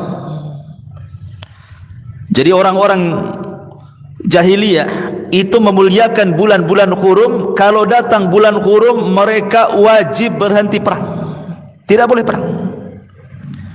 Bahkan dalam Islam juga akhirnya dikuatkan dengan turunnya surah At-Taubah 36 tadi, bahwa apa yang diagungkan orang-orang jahiliyah sejak zaman Nabi Ibrahim juga berlaku dalam Islam. Tidak boleh berperang di bulan-bulan hurum. Ini yang pertama. Makanya ada hadis yang menarik sekali. Hadis ini dikeluarkan oleh Imam Al-Bukhari juga dari sahabat Al-Mahdi Ibn Maimun radhiyallahu an. Dia mengatakan sami'tu Aba Raja Al-Uttaridi radhiyallahu an yaqul. Aku mendengar Aba Raja Al-Uttaridi, dia mengatakan, kunna na'budul hajar. Dulu kami di zaman jahiliyah itu menyembah batu. Fa idza wajadna hajaran huwa akhyaru minhu alqainahu wa akhadna al-akhar. Kalau kami menemukan batu yang lebih bagus, maka batu yang kami sembah kami buang, yang bagus itu kami jadikan sesembahan. Lihat orang-orang jahiliyah itu. Jadi orang jahiliyah itu nyembah batu. Jadi kalau nampak ada batu lebih bagus nih, maka batu ini dibuang, batu yang lebih bagus yang disembah. Dan seperti itu, setiap mereka menemukan batu yang lebih bagus, maka yang jelek dibuang, yang batu pula disembah yang paling bagus itu. Akalnya di mana coba? Makanya kesyirikan itu kadang-kadang menghilangkan akal tuh. Fa idza najidu hajaran jama'na juswatan min turabin. Tapi kalau kami tidak dapat batu, hanya mereka safar ke gurun pasir. Datanglah waktu ibadah mereka menyembah batu, batunya pula tak ada. Apa yang terjadi? Maka mereka akan menggundukkan pasir. Pasir itu digunduk-gundukannya, ya, dibuat gunung-gunungan, gitu ya. Kemudian disembahnya. Subhanallah. Summa ji'na bisyati fahalabnahu alaihi. Kemudian terkadang kami datangkan kambing, kemudian kami perah kambing itu di depan gundukan pasir itu, mencari berkah dari gundukan pasir yang dianggap Tuhan tuh. Summa tufna bihi. Setelah itu kami pun tawaf di situ. Sebab di gundukan pasir tawaf gitu. Ya, orang-orang jahiliyah itu loh, ya. Kemudian fa idza dakhala syahr rajabin, apabila masuk di bulan Rajab, kulna, kami katakan bulan Rajab itu munassilu al-asinnati. Orang-orang jahiliyah menyebutnya dengan munassilu al-asinnah. Apa munassilu al-asinnah itu? Maksudnya kalau tombak ini Kan ujungnya besi itu yang lancip itu dicopot tuh. Ya. Dicopot tuh, atau kalau pedang itu dipisahkan dengan gagangnya. Menandakan apa? Bulan ini tidak boleh ada perang. Jadi ujung-ujung panah, ujung-ujung tombak itu dilepas dari kayunya, atau kalau pisau dilepas dari gagangnya, itu disebut munassilu al-asinnah. Orang-orang Arab menyebutnya seperti itu. Fala nada'u rumhan fihi hadidatun wala sahman fihi hadidatun. Kami tidak meninggalkan tombak kecuali ujungnya kami patahkan, dan juga panah kecuali ujungnya kami patahkan. Kemudian illa naza'nahu wa alqainahu syahra rajabin, kecuali kami cabut semuanya karena menghargai bulan Rajab. Dari sini kita tahu bahwa kenapa bulan Rajab itu sangat dimuliakan di zaman jahiliyah dan juga dimuliakan dalam Islam, karena hurmatul qital.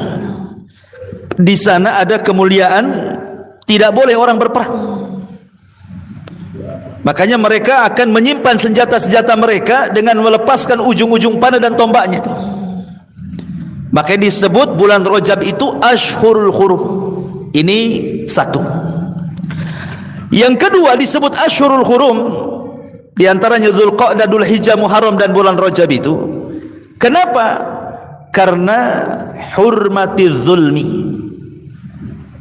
Karena mengharamkan kezaliman, di mana orang yang melakukan kezaliman di bulan-bulan hurum termasuk Rajab, dosanya jauh lebih besar dibandingkan dia lakukan di bulan-bulan yang lainnya.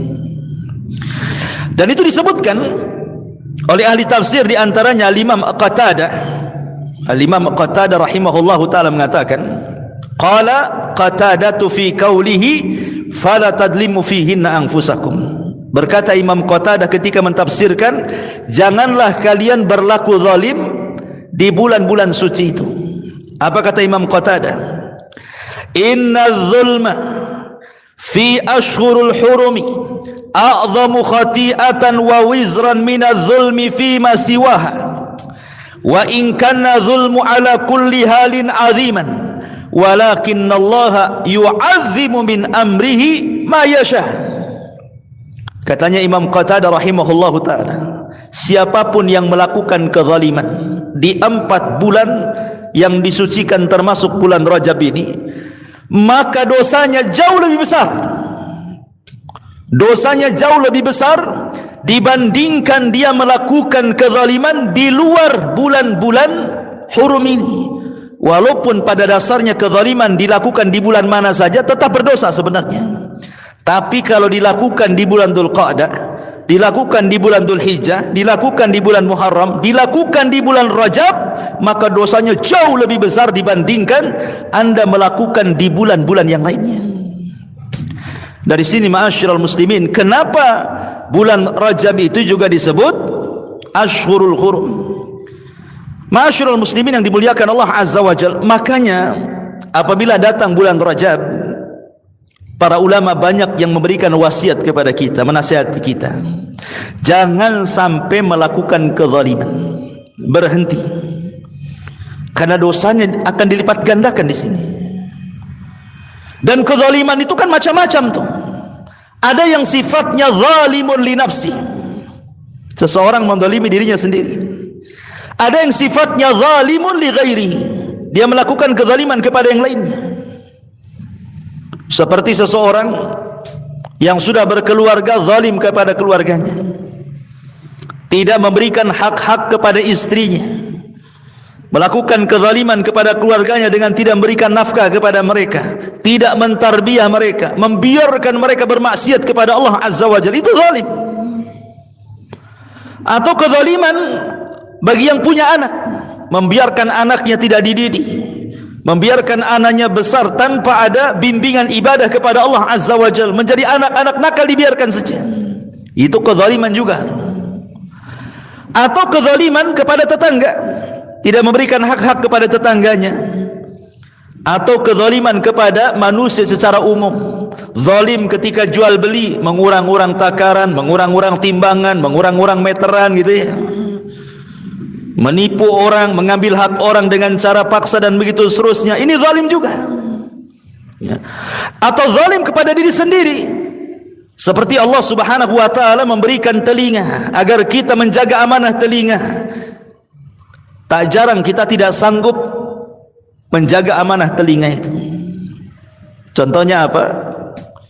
Contohnya kisah Atikah ketika bermimpi, mimpinya diceritakan kepada Abbas. Abbas, saya bermimpi, tolong jangan ceritakan sama orang ya. Kata Abbas, ya, saya akan rahasiakan. Tiba-tiba Abbas ketemu dengan Utbah ibn Rabi'ah. Wahai Utbah, saudariku Atikah bermimpi, tolong jangan ceritakan sama orang ya. Saya ceritakan sama kamu saja. Ya, kata Utbah itu. Utbah pula ketemu anaknya Al-Walid. Walid, saya baru berjumpa dengan Abbas. Katanya saudarinya baru bermimpi, mimpinya seperti ini, tapi jangan kau ceritakan katanya. Walid pula datang ke Ka'bah, jumpa pula dengan Abu Jahal. Cerita pula sama Abu Jahal. Coba bayangkan. Itu orang yang tak tahu amanah dengar. Ya kan? Di masyarakat kan gitu ya. Ana mau cerita sama antum, tolonglah jangan ceritakan. Tahu-tahu habis dicerita, besoknya satu kampung tahu. Coba, siapa yang menceritakan ini?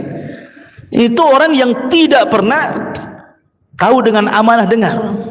Ya, contoh kecil saja di masyarakat itu kan zalim kepada diri sendiri namanya. Atau Allah berikan mata, kita memandang yang haram, zalim kepada diri sendiri. Allah menganugerahkan lisan agar kita mengucapkan yang santun, kalau tidak bisa diam malah untuk ghibah, untuk merendahkan, menghina, macam-macam dosa lisan itu. Zalim kepada lisan sendiri. Dan begitu seterusnya. Zalim kepada harta, diinfakkan kepada maksiat kepada Allah Subhanahu wa taala. Atau zalim seorang hakim di pengadilan, memutuskan yang merugikan orang, mendatangkan saksi-saksi, membayarnya dan begitu seterusnya. Atau mungkin zalim lebih daripada itu, diberikan kekuasaan malah kemudian menzalimi orang-orang yang di bawahnya. Dan banyak kezaliman. Zalim kepada binatang, ngadu ayam, ngadu kambing, ngadu macam-macam kan. Zalim kepada bumi dengan cara apa? Menebang kayu, mendegang pohon, akhirnya banjir, macam-macam. Itu zalim semuanya ya. Jadi zalim yang dilakukan di bulan Rajab dan 3 bulan Hurum, Dzulqa'dah, Dzulhijjah, Muharram, ataupun maksiat secara umum, maka dosanya akan dilipat gandakan oleh Allah Subhanahu wa taala dibandingkan dia melakukan di bulan yang lainnya. Inilah sebabnya kenapa bulan itu disebut bulan Hurum, karena 2 perkara. Pertama, karena dilarang perang, karena bulan itu mulia. Yang kedua, dilarang melakukan kezaliman, baik zalim kepada Allah, tidak solat, tidak mau baca Quran, tidak mau berzikir dan begitu seterusnya gitu ya, atau zalim kepada diri sendiri, atau zalim kepada orang, maka semuanya berhenti di bulan Rajab. Jangan melakukan kezaliman. Baik, ma'asyiral muslimin yang dimuliakan Allah Subhanahu wa taala, kalau kita sudah tahu secara umum Asyhurul Hurum, kita fokus kepada bulan Rajab. Ikhwan, bulan Rajab ini adalah bulan yang sangat luar biasa. Sampai-sampai kata Al-Hafidh Ibnu Rajab rahimahullahu taala, dia mengatakan bulan Rajab itu adalah syahru zar'in, dan Sya'ban itu syahru syakin, dan Ramadan itu syahru hasadin. Rajab itu bulan menanam, Sya'ban itu bulan mengairi, dan Ramadan itu bulan panen. Kalau saya analogikan ikhwan, antum punya ladang. Sebelum antum tanam, tentu ladang itu kan kita garap dulu, kita cangkuli dulu, atau mungkin kalau punya sapi ya mungkin digeret sapi dulu, atau mungkin pakai traktor dan yang lainnya kan, supaya empuk tanah itu. Kemudian ditebar pupuk, baru kemudian kita tanam biji itu. Setelah kemudian kita siram biji itu, kemudian jadilah dia pohon, mulai tinggi, kemudian keluar daunnya, kemudian membesar. Lah sampai sini ini disebut bulan Rajab.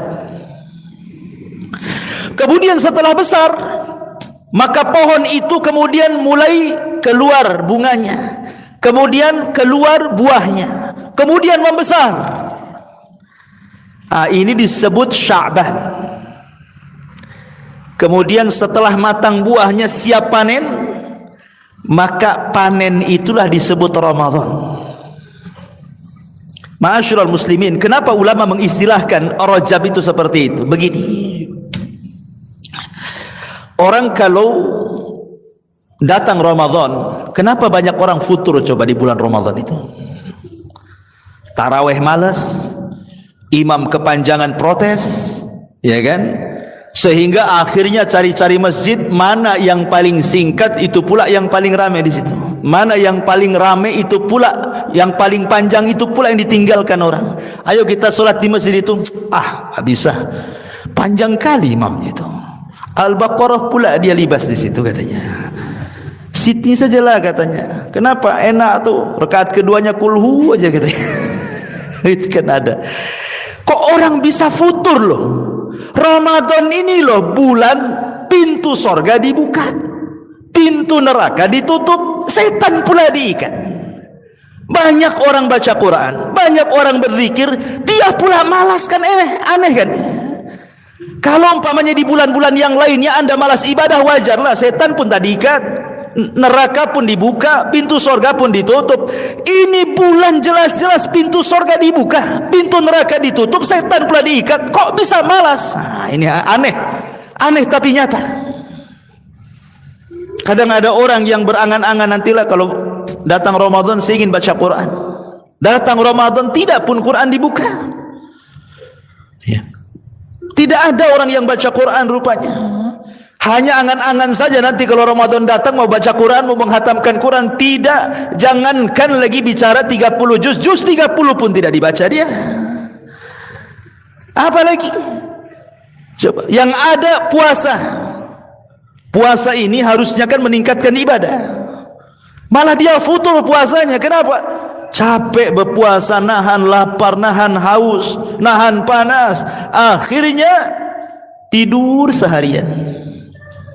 Sahur tidur, yang sholat subuh sempatlah sholat subuh, habis sholat subuh tidur lagi, bangun duhur tidur lagi, habis duhur tidur lagi, asar mulailah agak mata agak siap tuh. Jadi puasanya ba'da asar sampai maghrib saja, 2 jam saja, itu pun sibuk ke pasar, kaget cari makanan kan, semua dibeli. Sampai di rumah dimakan semuanya, taraweh nguap-nguap kantuk semuanya. Itu kenyataan di masyarakat. Pertanyaannya, kenapa bulan yang berkah kok malas ibadah? Sekali lagi jawabannya ada di bulan Rajab. Jawaban itu semua ada di bulan Rajab. Kenapa sholat malam malas di bulan Ramadan? Jawabannya ada di bulan Rajab. Kenapa baca Quran malas di bulan Ramadan? Jawabannya ada di bulan Rajab. Kenapa sedekah puasa malas di bulan Ramadan? Jawabannya ada di bulan Rajab. Kenapa? Logika ikhwan. Bulan Rajab ini tadi kata para ulama syahru zar'in, bulan menanam. Kalau kita tanam di bulan Rajab, mulai latihan baca Quran. Mulailah latihan setiap hari kita 1 lembar 2 lembar kan itu. Kemudian masuk bulan Sya'ban ditingkatkan, Ramadan dah biasa. Ya. Kalau bulan Rajab ini latihan puasa, Senin Kemisnya mulai dia latihan, atau mungkin Ayyamul Bidnya dia latihan, atau puasa Daudnya dia latihan. Kemudian dilanjutkan di bulan Sya'ban, Ramadan tenang-tenang saja dia puasa, biasa lapar, ya kan? Kalau antum latih di bulan Rajab ini malam, antum pegang mushaf sendiri, solat malam Allahu Akbar sambil pegang mushaf, nah apa kalau solat sunnah itu pegang mushaf, antum baca sendiri itu Al-Baqarah itu, dibiasakan. Nanti sampai bulan Ramadan malah dikomplain imamnya, "Mam, pendek kali kau ini," katanya, karena sudah terbiasa panjang. Ya. Itulah kenapa para ulama mengatakan semua kehusuan di bulan Ramadan itu ditentukan di bulan Rajab. Tapi kalau gagal di bulan Rajab, kemudian diikuti di bulan Sya'ban, jangan harap Ramadan itu akan dapat kehusuan. Ibaratnya kalau seandainya mau ngebut itu, seolah-olah Anda masuk Ramadan, Anda masukkan biji di bulan Ramadan, Anda siram di bulan Ramadan, mana bisa panen? Nggak bisa panen, karena umumnya buah itu kan kalau di ladang-ladang kan 3 bulan, nanam cabai pun 3 bulan, nanam bawang 3 bulan, rata-rata 3 bulan. Kalau seandainya mau nanam cabai di bulan Ramadan 1 bulan, ya nggak berbuah lah kan begitu. Capek-capek saja, nggak ada hasilnya. Karena apa? Karena futur. Ya. Makanya kenapa bahasa ulama Rajab itu bulan zar', ya, menanam budur, menanam biji itu. Kemudian tumbuh besar, datang Sya'ban, nampak buahnya. Ramadan tinggal nikmati hasilnya. Itu maksudnya. Ma'asyiral muslimin yang dimuliakan Allah Azza wa Jalla. Makanya ada beberapa istilah para ulama, saya akan sebutkan.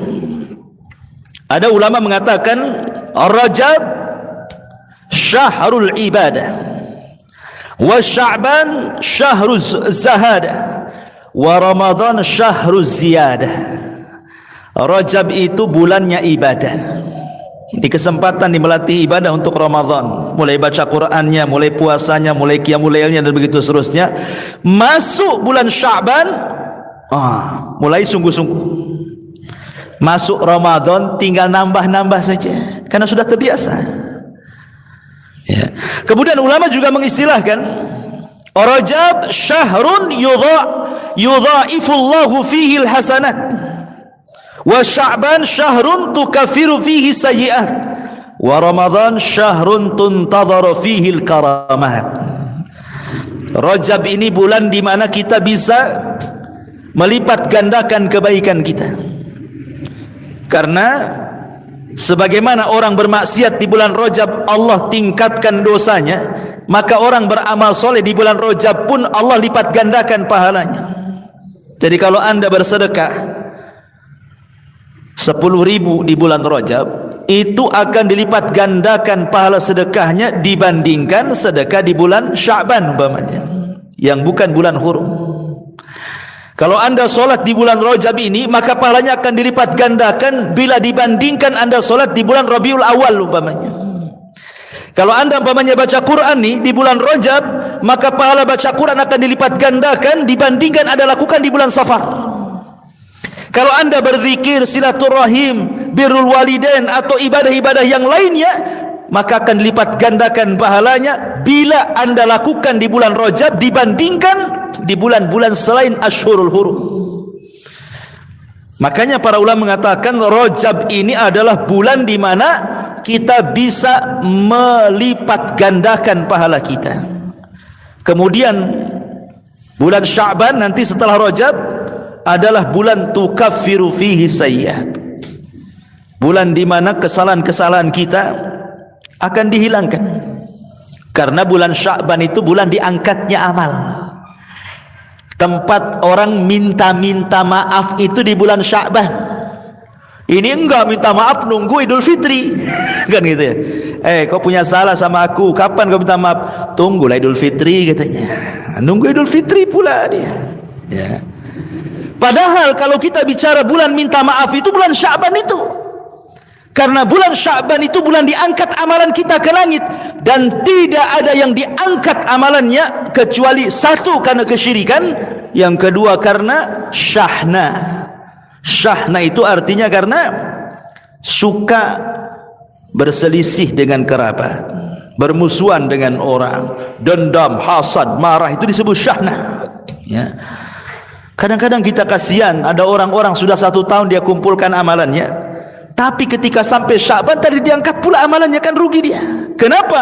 Rupanya bukan karena kesyirikan, karena tidak mungkin dia melakukan kesyirikan. Anggaplah dia muwahhid, seorang ahli tauhid, sudah ngaji, tapi dia tidak baik dengan orang tuanya, tidak baik dengan keluarganya, tidak baik dengan tetangganya, tidak baik dengan rekan bisnisnya, banyak musuhnya, banyak hasadnya, banyak dendamnya, banyak marahnya. 1 tahun tidak diangkat. Maka Sya'ban itu bulan di mana Allah akan hilangkan kesalahan-kesalahan kita. Dan Ramadan, kata para ulama, syahru ziyadah.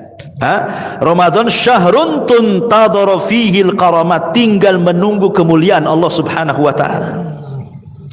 Ma'asyiral muslimin, dan banyak istilah-istilah para ulama tentang bulan Sya'ban, bulan Rajab, bulan Sya'ban dan bulan Ramadan, seperti Rajab syahrul hurmah, Sya'ban syahrul khidmah, Ramadan syahrul ni'mah, dan begitu seterusnya. Baik, kalau kita tahu kemuliaan bulan Rajab ini sedemikian tingginya, lalu apa saja hukum-hukum yang terkait dengan bulan Rajab ini, kawan? Ma'asyiral muslimin yang dimuliakan Allah Subhanahu wa taala, sebenarnya bulan Rajab ini tidak ada ibadah khusus, baik itu solat khusus, puasa khusus, baca Quran khusus, zikir khusus. Kenapa?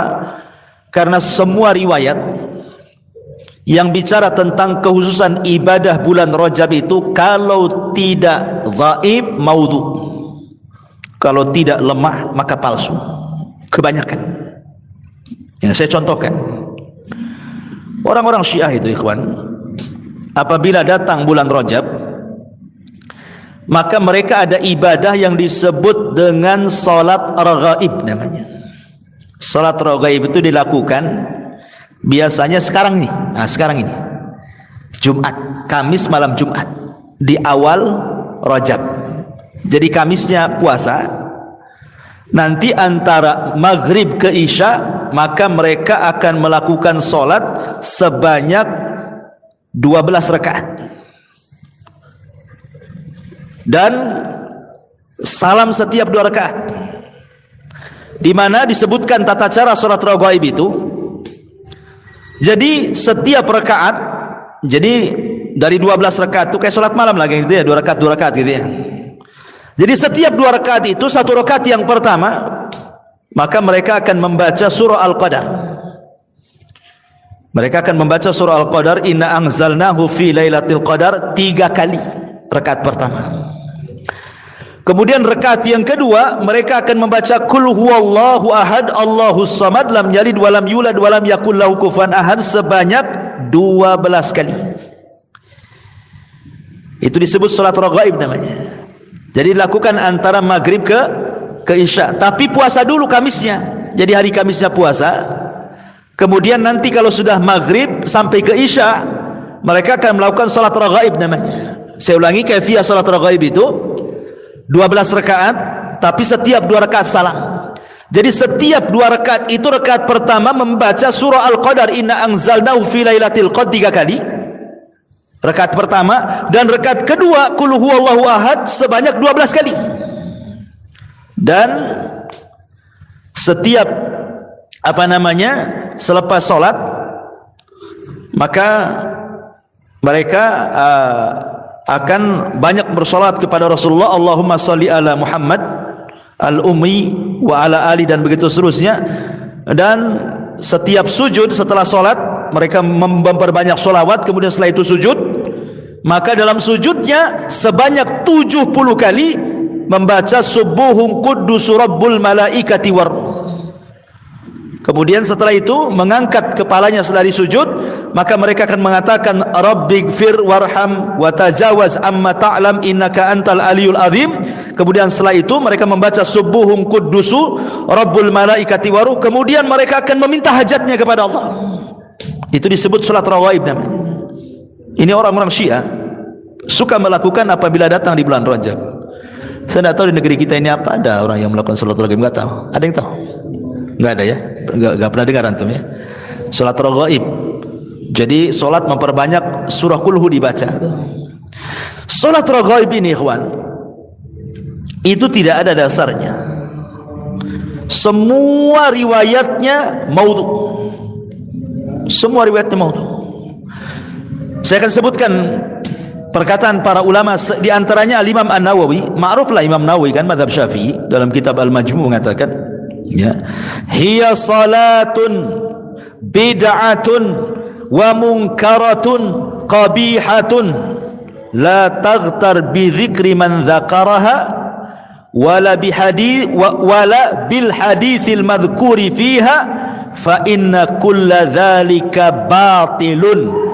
Ini Imam Nawawi rahimahullahu taala mengatakan dalam kitabnya Al-Majmu', salat raghaib itu salat yang bid'ah, yang mungkar, yang jelek. Jangan terperdaya dengan dalil yang disebutkan orang yang menyebutkannya, tidak pula dengan hadis yang mereka sebutkan di dalamnya, karena semua riwayat yang bicara tentang salat raghaib, kata Imam Nawawi, batilun, semuanya batil, tidak ada yang sahih, maudhu. Ya. Bahkan juga disebutkan Al-Imam Al-Baihaqi rahimahullahu taala dan juga Al-Hafidh Ibnu Hajar Al-Asqalani ma'ruf, ya, ketika bicara tentang hadis yang menerangkan tentang salat raghaib, hadza haditsun munkarun, ini hadis yang mungkar. Wa qala huwa maudhu'un zahirul wad'i, bahkan palsu, terang-terangan palsunya katanya. Jadi tidak ada salat khusus di bulan Rajab itu yang disebut dengan salat raghaib, atau puasa khusus, tidak ada. Walaupun sekali lagi bulan Rajab itu bulan hurum, ya, bulan sangat mulia, tapi bukan berarti kemudian ada ibadah-ibadah khusus, tidak. Ya, tidak ada ibadah khusus di bulan Rajab, tidak solat malamnya, tidak puasa sunnahnya, tidak baca Qur'annya. Semua riwayat-riwayat yang menjelaskan tentang ibadah khusus di bulan Rajab itu semua palsu, kalau tidak mungkin dhaif. Dan semua tidak bisa diamalkan seperti yang dikatakan Syekhul Islam Ibn Taimiyah rahimahullahu taala. Jadi kembali kepada hukum asal. Ibadah saja sebagaimana antum biasa ibadah. Pamannya solat, antum biasa solat malam, ya biasa solat malam. Antum biasa solat rawatib, ya biasa saja solat rawatib. Tahiyatul masjid, solat duha, ya, atau puasa Senin Kemis, atau puasa Ayyamul Bid, atau puasa Daud, biasa saja, atau sedekah, atau birrul walidain. Tetapi walaupun tidak ada ibadah khusus, tingkatkanlah ibadah-ibadah yang biasa kita lakukan itu. Kenapa? Mengingat pahalanya dilipat gandakan. Itu maksudnya, ya. Melihat dari pahala orang yang melakukan ibadah di bulan Rajab itu dilipat gandakan. Jadi kalau antum biasa sholat duha di bulan-bulan yang lainnya, tetap antum lakukan di bulan Rajab, maka sholat duha yang antum lakukan Allah lipat gandakan pahalanya. Kalau antum terbiasa sholat malam di bulan-bulan yang lainnya, kemudian ditingkatkan lagi di bulan Rajab, terbiasa sedekah, ditingkatkan lagi sedekahnya, biasa 10.000, Rajab nih 100.000, gitu ya. Kalau ada kotak-kotak infak tuh biasa 2.000, Rajab, masa 2.000 mau beli sorga? 10.000, 10.000 terlekat 100.000, gitu ya. Jadi kalau hari Jumat itu udah lalu lalang tuh, ini bulan Rajab ini. Memang terbiasa antum masukkan uang infak ke kotak infak di bulan-bulan biasa. Ini Rajab nih, tingkatkan lagi. Kenapa? Mengingat pahalanya lebih besar dibandingkan pahala di tempat lainnya. Ya. Apapun, walaupun tidak ada ibadah khusus, saya ulangi, tidak ada solat khusus, tidak ada puasa khusus, tidak ada zikir khusus, tidak ada baca Quran khusus, tetapi siapapun yang meningkatkan ibadah yang biasa kita lakukan di luar bulan Rajab, masuk Rajab antum tingkatkan, maka pahalanya jauh lebih besar dibandingkan ibadah-ibadah di luar bulan Rajab. Itulah keistimewaannya. Ma'asyiral muslimin yang dimuliakan Allah Subhanahu wa taala. Tetapi ingat juga, saya ingatkan di awal tadi, jangan coba-coba melakukan maksiat di bulan Rajab. Jangan. Karena dosanya juga akan dilipat gandakan seperti yang dikatakan Imam Qatadah tadi. Siapapun yang melakukan kezaliman, kemaksiatan di bulan Rajab, maka dia akan dilipat gandakan dosanya. Kenapa? Karena telah merobek bulan hurum. Selain dosa maksiat dia dapat, dia pun merobek kehormatan bulan mulia. Makanya dilipat gandakan dosanya, naudzubillah. Makanya saya nasihatkan ke emak-emak yang suka gibah gitu ya, cari tukang jahit, jahit dulu mulutnya. Ini bulan Rajab nih, berhenti dulu untuk membuat majelis-majelis ghibah. Biasa yang suka nongkrong depan handphone, nulis status, mandang-mandang yang haram, berhenti. Karena begini ya, kalau di bulan Rajab ini kita tidak bisa meninggalkan handphone, maksudnya memandang-mandang yang haram atau melihat-melihat yang tidak ada manfaatnya, dilihat gitu kan. Kan ada tuh kadang-kadang di YouTube ada video-video pendek yang lucu-lucu, ketawa-ketawa kan itu. Terus antum lakukan di bulan Rajab ini, kemudian nular ke bulan Sya'ban, saya yakin Ramadan pun tidak akan hilang. Ya. Tapi kalau antum mulailah dikurangi main handphone, atau dipilih-pilih mana yang dilihat gitu ya, atau ambillah manfaat dari handphone seperti orang yang baca Quran, orang yang ceramah atau yang lain, mulai tinggalkanlah melihat hal-hal yang walaupun tidak haram tapi kan tidak ada faedahnya. Anggaplah tidak haram tapi kan tidak ada faedahnya tuh. Tiba-tiba satu hari nengok ketawa-ketawa sendiri, nggak ada faedahnya.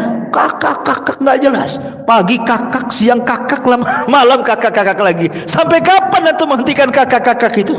Ya, gantilah kan gitu. Kalau antum mulai menghindar tuh dari handphone ini, ngambil yang manfaat di bulan Rajab, nular pula ke bulan Sya'ban, insyaallah Ramadan antum akan memetik hasilnya tuh. Tapi kalau bulan Sya'ban biasa-biasa saja, tenang-tenang saja, slow-slow saja, kayaknya nggak ada fadilahnya bulan Rajab, sama aja dengan bulan yang lain kan. Nah, ini kan bahaya. Karena orang di bulan Rajab itu terbagi menjadi dua kelompok. Ada orang yang terlalu ekstrim dengan bulan Rajab. Akhirnya mereka melakukan ibadah-ibadah khusus di bulan Rajab gitu ya, yang tidak ada contohnya. Solat malam khusus, puasa khusus, zikir khusus, ekstrim mereka menisbatkan sesuatu yang tidak ada dalam agama antum nisbatkan. Tapi yang salah juga ada pula yang terlalu meremehkan bulan Rajab. Yang solat tetap saja tidak solat, auzubillah kan itu ya. Yang maksiat tetap saja dia maksiat, tidak dikurangi. Yang gibah makin pula kenceng gibahnya. Yang tidak sedekah yang tidak tertarik juga untuk sedekah. Yang memutus silaturahim ya tetap aja dilanjutkan putus silaturahimnya, dan begitu seterusnya. Ada yang sama sekali tidak menghargai bulan Rajab, dikiranya Rajab itu sama dengan bulan-bulan yang lainnya. Ini kan bahaya nih. Jadilah orang-orang pertengahan, tidak seperti orang ekstrim. Kita ini memuliakan bulan Rajab sebagaimana yang agama memuliakannya. Kalau tidak dicontohkannya tidak diamalkan. Tapi juga kita tidak kemudian meremehkan. Tetap kita tingkatkan ibadah kita, tingkatkan solat sunnah kita, solat wajib kita, sedekah kita, dan begitu seterusnya. Jadilah orang tengah-tengah, karena Islam itu adalah dinun wasat, agama tengah-tengah, tidak ekstrim ke kiri, tidak pula ekstrim ke kanan ya. Ma'asyiral muslimin yang dimuliakan Allah subhanahu wa ta'ala. Baik, lalu apa saja amalan-amalan yang sangat dimuliakan di dalam bulan Rajab ini? Apa kira-kira yang harus kita perbanyak di bulan Rajab ini? Ma'asyiral muslimin yang dimuliakan Allah azza wa jalla, ada 4 amalan yang sangat dianjurkan di bulan Rajab ini. Yang pertama, al-iktsaru minal amali salih. Perbanyak melakukan amal-amal saleh. Wal ijtihadu fit ta'at. Sungguh-sungguh dalam melakukan ketaatan. Wal mubadaratu ilaiha, bersegera untuk melakukan ketaatan. Wal muwadzabatu alaiha, istiqamah dengan ketaatan itu. Liyakuna dzalika da'iyan li fi'li ta'ati fil baqi syuhur, supaya merangsang ibadah-ibadah yang dilakukan di bulan Rajab itu untuk istiqamah sampai ke Sya'ban, sampai ke Ramadan. Jadi pertama, perbanyak amal soleh. Bukan hanya diperbanyak, bersungguh-sungguh melakukannya. Bukan hanya bersungguh-sungguh, istiqomah melakukannya. Bukan hanya istiqomah, tapi mendorong untuk supaya sampai bulan Sya'ban tetap melakukannya. Ramadan tinggal menikmati hasilnya. Ini yang pertama. Yang kedua, ightinamul ibadati fi hadhil ashhur wa abrazuha as-siyam was-shalah. Perhatikan 2 ibadah yang sangat luar biasa keutamaannya. Pertama salat, yang kedua puasa. Karena 2 ibadah inilah yang kelak di bulan Ramadan paling banyak dilakukan. Kalau antum masuk Ramadan paling banyak dilakukan apa? Puasa, tiap hari puasa. Kemudian sholat, bukan hanya sholat wajib, taraweh, ya kan, 11 rakaat atau yang 23 rakaat setiap malam. Ada juga yang menambah pula dengan qiyamul lailnya lagi kan. Kalau sudah 10 akhir Ramadan, sudah tarawih lagi, ibadah isyanya nyambung lagi malamnya. Karena dua ibadah yang paling utama ini dan yang mendukungnya tentu baca Quran, maka ini bulan Rajab perbanyaklah 3 ibadah ini: puasa, salat, dan juga baca Quran. Karena 3 ibadah ini yang akan nanti di bulan Ramadan diulang-ulang. Ini yang kedua. Yang ketiga, tarkul zulmi khasatan fi syahri Rajabi wa baqil ashhuril hurum. Usahakan tinggalkan kezaliman. Jangan melakukan kezaliman, terutama zalim kepada manusia. Kalau zalim kepada Allah, selesai kita bertobat kepada Allah, ampuni. Zalim kepada diri sendiri, kita bisa ngerem diri sendiri, kita bisa merubahkan itu. Tapi zalim kepada orang, agak sulit minta maafnya. Kenapa kita harus berhenti nih kezaliman di bulan Rajab kepada orang? Karena Sya'ban itu amalan kita akan diangkat selama setahun. Sehingga jangan sampai kemudian kezaliman di bulan Rajab mengantar kepada kezaliman di bulan Sya'ban. Rugilah sudah 1 tahun kita kumpulkan amal soleh nggak diangkat ke langit kan begitu. Makanya Rajab usahakan tinggalkan kezaliman. Ya, jangan mudah. Kalau umpamanya dalam keluarga, ingat, suami jangan mancing-mancing istri, istri jangan mancing-mancing pula suami, akhirnya bertengkar sampai bulan Sya'ban lagi. Adem ayam sajalah kan itu ya. Atau anak kepada bapak, bapak kepada anak, dan begitu seterusnya. Apapun yang memancing permusuhan di bulan Rajab ini jangan sampai dipancing. Ya. Ini yang ketiga. Yang keempat, al-iktsar min ikhrajis sadaqat. Ini yang penting, perbanyak keluarkan sedekah. Karena ini bulan awal daripada Ashhurul Hurum. Karena kan yang 3 berturut-turut tuh jauh kan, jauh itu jaraknya kan, Dzulqa'dah, Dzulhijjah, Muharram kan jauh, ketemu ke bulan Rajab itu. Karena nanti dari bulan Rajab ke bulan Dzulqa'dah itu jauh lagi. Ya kan? Harus nunggu, harus melewati Sya'ban. Habis Sya'ban kemudian Ramadan. Habis Ramadan kemudian Syawal. Habis Syawal kemudian Dzulqa'dah. Berarti nunggu 4 bulan tuh baru ketemu lagi Ashhurul Hurum kan? Kapan lagi? Ya. Dan sedekah ini amalan yang luar biasa. Sedekah ini amalan yang luar biasa. Karena sedekah inilah yang menjadikan orang itu tertanam kecintaan, ikhwan. Antum kalau sedekah kepada orang fakir miskin kan senang orang fakir miskin sama kita, sehingga menghilangkan permusuhan di situ. Ya. Pokoknya sedekah itu melembutkan hati. Maka kenapa sedekah di bulan Rajab itu sangat luar biasa, ditekankan oleh para ulama gitu ya. Memperbanyak sedekah itu supaya nanti terbiasa di bulan Sya'ban amalan sedekah kita diangkat ke langit. Ramadan makin menjadi orang yang sangat dermawan lagi. Maka 4 perkara ini yang sangat dianjurkan. Walaupun secara umum ibadah-ibadah yang lain, zikir, baca Quran dan yang lain itu adalah juga sangat dianjurkan dilakukan di bulan Rajab, tapi 4 inilah yang banyak dianjurkan oleh para ulama. Ma'asyiral muslimin yang dimuliakan Allah Subhanahu wa taala. Ulama banyak mengistilahkan bulan Rajab ini dengan istilah-istilah yang banyak, ikhwan. Karena memang bulan ini bulan mulia, sehingga banyak istilah-istilah bagi bulan Rajab itu yang di zaman jahiliyah disebutnya macam-macam. Contoh, ada sekitar 18 istilah di zaman dulu tentang bulan Rajab itu. Ada juga yang mengatakan Rajab. Kenapa disebut Rajab? Ra-jim ba. Rajab. Rajab itu dalam bahasa Arab sama dengan azab, memuliakan. Jadi kalau saya katakan dalam bahasa Arab rajabtu syai, aku merajabkan sesuatu, artinya azamtuhu, aku memuliakan sesuatu. Berarti makna Rajab itu artinya agung, ya. Jadi bulan ini bulan agung, ya. Ada juga mengistilahkan disebut asam. Asam itu artinya diam, ya. Kenapa? Karena asam tidak terdengar, diam, kayak orang tuli itu ya. Kenapa disilahkan bulan Rajab itu bulan tuli, ya kan? Diam bulan tuli, tidak ada suara. Karena la yasmauna fihi qaqatus silah. Karena di zaman jahiliyah bulan Rajab itu tidak ada suara-suara senjata.